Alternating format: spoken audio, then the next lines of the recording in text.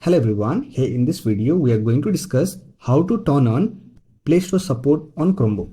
So with that being said, let's get started. Nowadays on all the latest Chromebook we get Google Play Store support that allow us to install Android application on our Chromebook. However, if Google Play Store support is disabled by default, then you can simply turn on Play Store support on your Chromebook using this method. For that, simply click on App Launcher icon. Click on settings.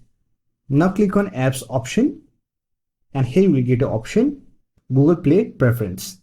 Here click on turn on. Now here you have to accept Google Play terms of service. For that click on more option, accept all these permissions, then click on accept and it will set up Google Play Store on your Chromebook.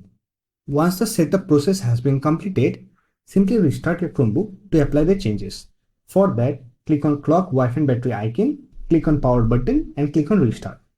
Now to open Play Store, click on App Launcher icon and here look for Play Store application. Click on it and here we have Play Store. Using it, you can install Android application on your Chromebook.